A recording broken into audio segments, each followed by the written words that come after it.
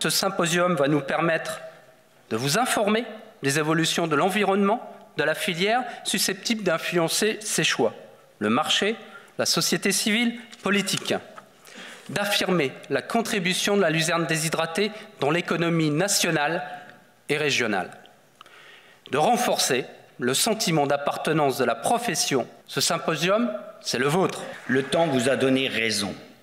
Alors, un grand bravo à vous, à COP de France Déshydratation, pour avoir tenu la barre contre vents et marées. Sache que tu peux compter sur notre région, sur la région Champagne-Ardenne, tu peux compter sur nous. Merci à toutes et à tous de m'avoir écouté et bon vent à la luzerne. La disponibilité en énergie fossile se réduit. Jusqu'à hier, on va dire, nos systèmes agricoles étaient basés sur une simplification des cultures, l'utilisation massive d'intrants de synthèse et tout était organisé, tout le système agricole était organisé autour de ces éléments-là et autour des cultures majeures. Et finalement, pour demain, ce qu'on attend, c'est une nouvelle modernisation agricole. En fait, on cherche à produire autrement, à enfourcher le paradigme de l'agroécologie.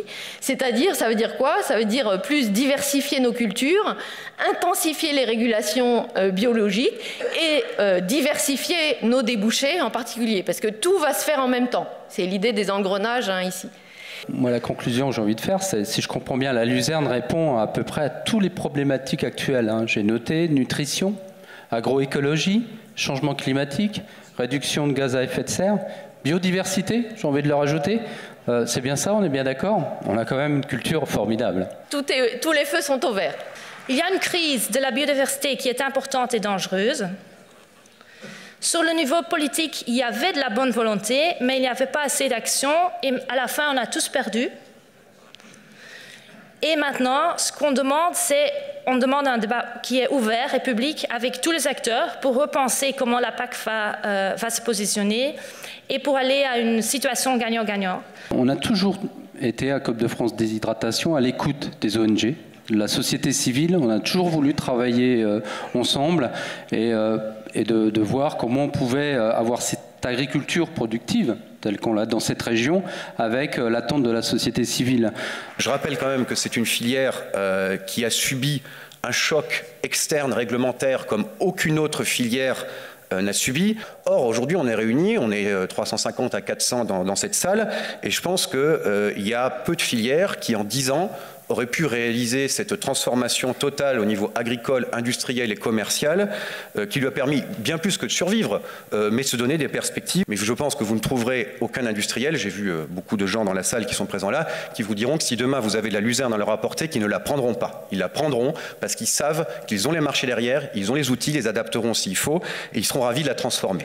Parmi les marchés de demain, il y a certainement, sans doute, on l'espère, l'Arabie Saoudite, et nous avons la chance d'avoir le docteur Al-Faraj, qui est professeur à l'université du roi Saoud, fonctionnaire au ministère de l'Agriculture saoudien. Il est venu tout spécialement de Riyad. Nous sommes très honorés de vous accueillir. Les besoins en fourrage annuel est de 7 millions de tonnes, dont donc 50% de cette quantité concerne la luzerne. Vu la quantité importante de l'eau consommée pour le fourrage, le gouvernement saoudien, lors d'un conseil du ministre en octobre 2016, donc 2016, a pris la décision d'interdire la culture du fourrage, du fourrage, à partir du 1er janvier 2019 en Arabie Saoudite. J'invite effectivement maintenant Khaled Al-Akil à venir nous rejoindre. Khaled est industriel de la société qu'il dirige, Nadec. Il doit y avoir 75 000 têtes de bétail dans la ferme, dont 35 000 vaches laitières. Bonjour.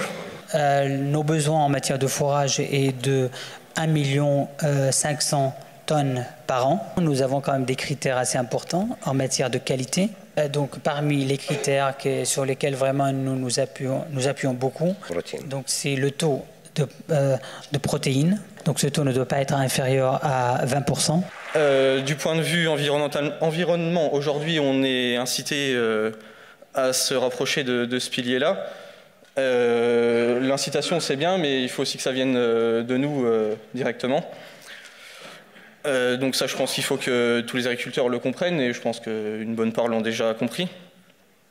Et ensuite, au niveau social, on attend peut-être une meilleure reconnaissance auprès de la société, parce qu'il y a quand même beaucoup d'efforts. On est une profession qui a une très forte capacité d'adaptabilité. Ouais, il y a de la vraiment bonne graine de coopérateurs, de paysans. Bravo, bravo Mathieu, hein, je voudrais saluer la performance et le courage de ton intervention. Je vais déjà commencer par une affirmation. Je pense que vous êtes au moins 400 dans cette salle.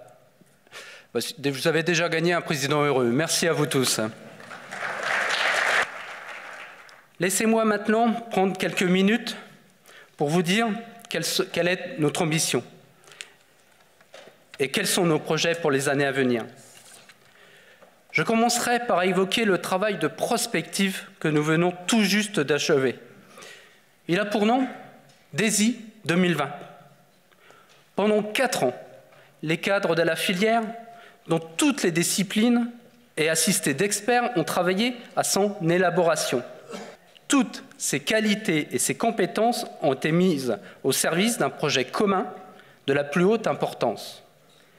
Rien de moins qu'esquisser, à défaut de dessiner l'avenir de notre profession. Merci, mesdames, messieurs. Ce que je voulais vous dire pour conclure ce premier symposium consacré à la luzerne. Je vous remercie de votre participation.